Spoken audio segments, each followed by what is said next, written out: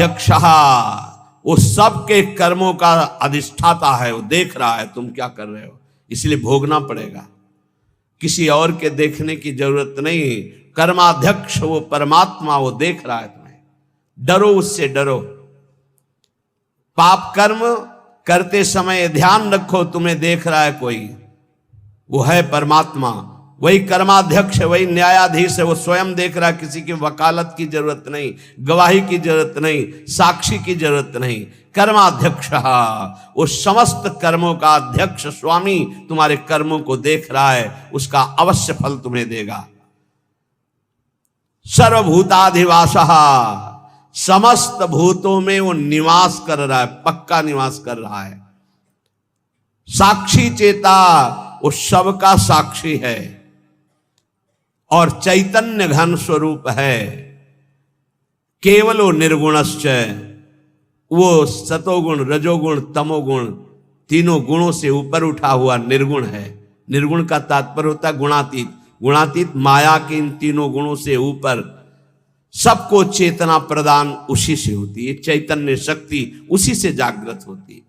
एको वसी निष्क्रियाणाम बहुनामेकम बीजम बहुधा यह करोति तमात्मस्थम येनु पश्यन्ति धीरास्तेषां सुखम शाश्वतम नेतरेषाम।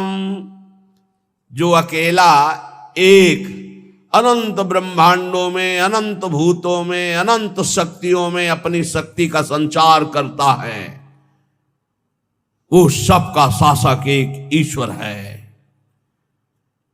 वो प्रकृति को बीज रूप से अनेक रूपों में परिणित करके विराजमान है। ये सब वही साक्षात विराजमान है, वही प्रकट रूप में दिखाई दे रहा है, वही अप्रकट सबके हृदय में विराजमान, सबसे परे, सब में भरे, सबसे परे और सब में भरे।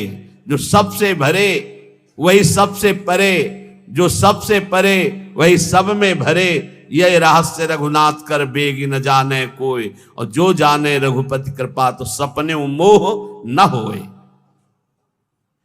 जो ऐसे परमेश्वर का अनुभव कर लेता है वो सदैव परमानंद में मगन रहता है। तेसाम सुखम शाश्वतम नेतरेषाम, जो सबसे परे, सब में भरे, ऐसा अनुभव कर ले। यो माम पश्यति सर्वत्र सर्वम च मयि पश्यति तस्याहम न प्रणश्यामि सच में न प्रणश्यति। वो कभी मेरे से दूर नहीं होता, मैं कभी उससे दूर नहीं होता। जो ये जान जाता है सब में श्री भगवान है और सब श्री भगवान में है। विराट रूप भगवान में सब वास कर रहे, सूक्ष्म रूप भगवान सबके हृदय में वास कर रहे हैं। नित्यो नित्यानाम चेतनश्चेतनानाम एको बहुनाम यो विदधाति कामान तत्कारणम सांख्य योगाधिगम्यम ज्ञात्वा देवम मुच्यते सर्वपासई। देखो ये वेद है, इसको समझ लोगे तो कभी संशय नहीं होगा। वो परमात्मा एक है, वो सर्वव्यापी है, वो सर्वसाक्षी है, वो कर्माध्यक्ष है, वो समस्त प्राणियों में विराजमान अकेला, सबको जीवनी शक्ति, बौद्धिक शक्ति सबको वही दे रहा है। जो एक नित्य चेतन परमात्मा है वही तुम्हारे कर्मों के फल का विधान करने वाला है। इसलिए बहुत शीघ्र ज्ञान योग से, कर्म योग से, भक्ति योग से उस परमात्मा को प्राप्त कर लो और जीवन मुक्त हो जाओ। सबके कारण रूप परम देव परमात्मा को प्राप्त कर लिया तो समस्त बंधनों से मुक्त हो जाओगे। ज्ञात्वा देवम मुच्यते सर्व पासई है, सर्व बंधनों से मुक्त हो जाओगे। जीवन का परम लक्ष्य वेद कहता है, श्वेतर वेद, आपको भगवत प्राप्ति इसी जन्म में करनी, और कोई जन्म नहीं है। बार बार अन्य योनियों में जाने पर तुम कोई नया कर्म नहीं कर सकते। केवल मनुष्य जीवन में भगवत प्राप्ति कर सकते हो। वो भगवत प्राप्ति किसी और की उपासना से नहीं होगी, महापुरुषों के चरणों की उपासना से, एकमात्र भगवान की उपासना। रहुगणित तत्प्रसान याति न चेज्या न निरूपणात् गृहाद्वा न छंदसा नैव जलाग्नि सूर्यो बिना महात्पाद रजो अभिषेकम। तो ये कह रहे हैं और कोई उपासना से इनकी प्राप्ति नहीं होने वाली। अगर आप समझते हो कि अन्य कोई, तो इनका प्रवेश ही नहीं है। न तत्र सूर्यो भाति न चंद्र तारकम, न सूर्य का वहां प्रवेश है न चंद्रमा का प्रवेश है कि अपने प्रकाश सहित पहुंच जाए परम धाम में, ब्रह्मधाम में, ब्रह्म स्वरूप में। न तत्र सूर्यो भाति न चंद्र तारकम नेमा विद्यतो भांति कुतो यमग्नि, न अग्नि न बिजली न चंद्रमा न सूर्य, इन तेज त्रिभुवन को प्रकाशित करने वालों की सामर्थ्य नहीं कि उसमें प्रवेश पा सके। तमेव भांतम अनुभाति सर्वम तस्या भाषा सर्वमिदं विभाति, क्योंकि ये सब उससे प्रकाशित होते हैं, उसी परमात्म तत्व से। इसलिए जो सबका परम प्रकाशक है उस परमात्मा की प्राप्ति इसी देह में, मनुष्य देह में आप कर सकते हैं। जो इस मनुष्य देह को प्राप्त करके भगवत प्राप्ति नहीं करता है, वो अपना भारी पतन कर रहा है। पर भगवत प्राप्ति कौन कर सकता है? जिसको कोई भी त्रिभुवन का भोग ललचाए ना, भ्रष्ट न कर पाए। ये तैयारी करनी पड़ेगी ये सत्संग से। और पक्का हमने देखा है, पक्का देखा है और देख रहा हूं, जैसे जैसे सत्संग हो रहा है, जैसे जैसे भजन हो रहा है, जैसे जैसे बात समझ में आ रही, तो सबसे बड़ा तूफान जीवन का होता है नवयौवन अवस्था। बहुत ध्यान से प्रसंग सुनना है। जब तक भोगों की आसक्ति आपके अंदर किसी भी भोग की रहेगी, तब तक आपको भगवत प्राप्ति का उत्साह नहीं होगा। एक बार ये जो प्रसंग चल, एक बार नचिकेता नाम के ब्रह्म ऋषि के पुत्र थे वो, तो उनका जन्मोत्सव मनाया जा रहा था। तो जन्मोत्सव में अब वो ब्रह्म ऋषि थे, तो बहुत से ब्रह्म ऋषियों को बुलाया, मंत्रोच्चारण हुए वेदों के, फिर गौवें दान की। तो नचिकेता ने देखा गलत हो रहा है, उन्हीं का जन्मोत्सव था। अच्छी अच्छी गौवें गौशाला में रख ली गई हैं, और जो कम दूध देती हैं या जो दूध देना छोड़ने वाली हैं वो गौवें दान की जाए। तो उन्होंने दान करते समय ही पिता से कहा कि मुझे ये आपकी दान पद्धति ठीक नहीं लग रही। ऋषि पुत्र ऋषि थे, तो एक तरह से पिता का अपमान हो रहा है और पिता की निंदा हो रही है। उन्होंने कहा आप ये ऐसी दुबली पतली गौवें दान कर रहे हो, स्वस्थ गौवें, नई ब्याई हुई गौवें आप दान नहीं कर रहे हैं। ये दान पद्धति के विपरीत आप दान क्यों कर रहे हैं? गौवें किसके लिए रखे हैं? मेरे लिए ना, मैं पुत्र हूं ना, तो आप दान मेरे लिए ही तो कर रहे हैं, तो आप ऐसा दान क्यों कर रहे हैं? तो मेरे को किसको देते हैं? मेरे लिए गौवें तो मेरे को किसको देते हैं? तो उनका तुम्हें मृत्यु को देता हूं, जा। बड़े क्रोध में हुए और जा यमपुरी की यात्रा कर। और वो ब्रह्म ऋषि, एक एक शब्द सत्य होता है सत्य बोलने वालों का, तत्काल यमपुरी के लिए नचिकेता। अब अपराध था नहीं, इसलिए सशरीर यमपुरी गए। अब जो ही यमपुरी में पहुंचे तो जो 12 महाभागवत है उनमें एक धर्मराज जी को भी कहा गया है। पापियों के लिए वो यम भयानक रूप है और धर्मात्माओं के लिए धर्मराज स्वरूप है। वहां वो थे नहीं, वो ब्रह्म सभा में किसी कार्य हेतु गए हुए थे। उनकी पत्नी ने आतिथ्य सत्कार करते हुए नचिकेता को वहां रखा कि जब तक धर्मराज जी नहीं आते हैं तब तक आप विराजमान रहिए। धैर्यपूर्वक वहां रहे। जब धर्मराज जी आए तो उनको कुछ बताना नहीं होता, वो सर्वज्ञ है। तत्काल देखा कि हाँ इनका कैसे आगमन हुआ, जान गए, बहुत प्रसन्न हुए।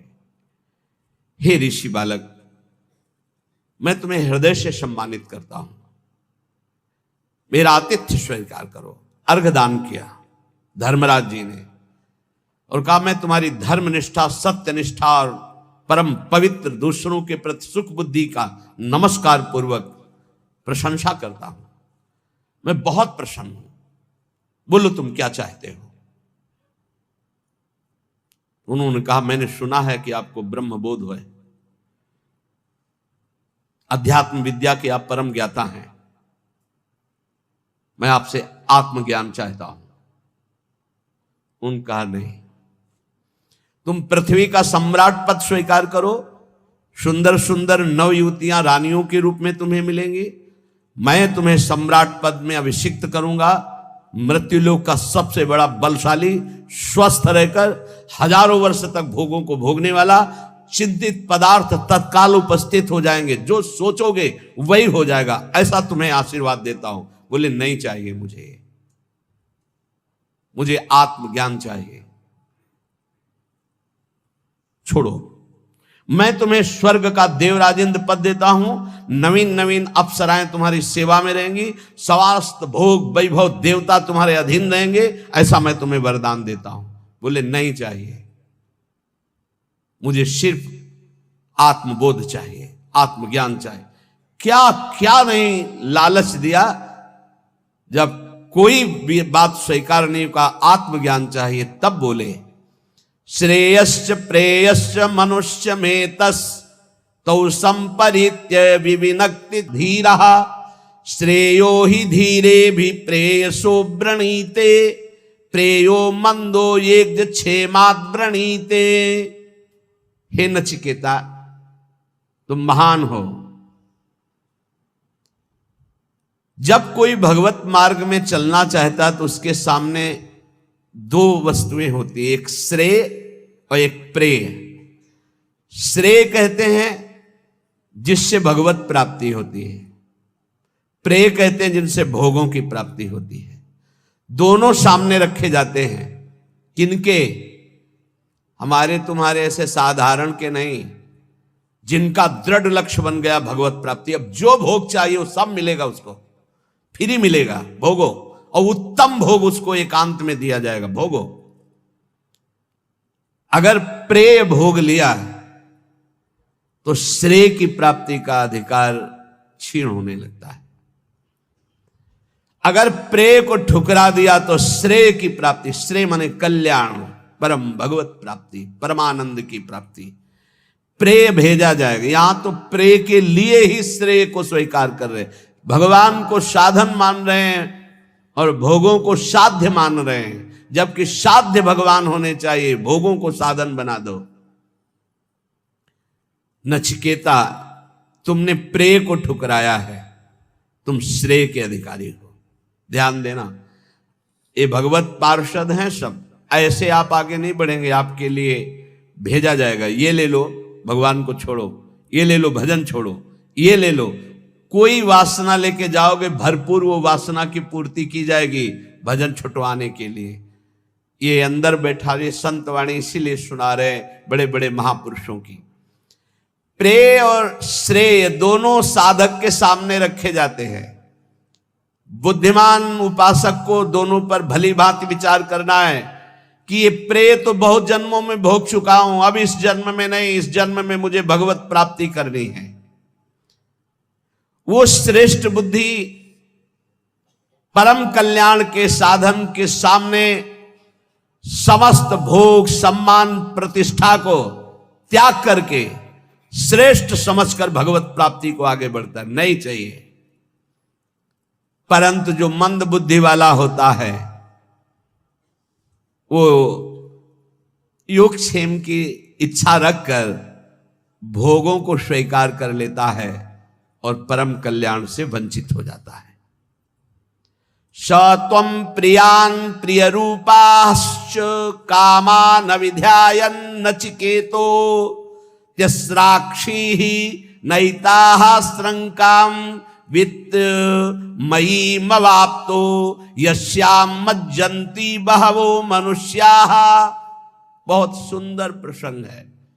हे नचिकेता, उन्हीं मनुष्यों में तुम ऐसे निष्प्रिय निकले कि तुमने न मृत्युलोक, न स्वर्गलोक, न किसी भी भोग को स्वीकार किया। तुमने अत्यंत सुंदर लुभावने हमारे दिए हुए भोगों को ठुकरा दिया। तुम्हें सुंदर रूप मिलता, सम्राट पद मिलता, परलोक में सब भोग मिलते, तुमने भली भांति उनका त्याग कर दिया, कहीं नहीं विचलित हुए मेरे लोभ देने पर भी। तुमने संपत्ति श्रृंखला को ही छोड़ दिया, तुम किसी लोभ में नहीं फंसे, जिसमें प्रायः सब फंस जाते हैं। अविद्याया मंतरे वर्तमानाः स्वयं धीराः पंडितम मन्यमानाः दंद्रम्यमाणाः पर्यन्ति मूढ़ा अंधेनैव नीयमाना यदान्धाः। ये अज्ञान के द्वारा ग्रसित लोग, अपने को बुद्धिमान और विद्वान मानने वाले, ये भोगों में कैसे फंस जाते हैं। ये मूर्ख हैं जो भगवान को प्राप्ति के इस मानव देह में तप और संयम जितेंद्रियता का त्याग करके ये भोगों में फंस जाते हैं, फिर नाना योनियों में भटकते हैं, ठोकरें खाते हैं।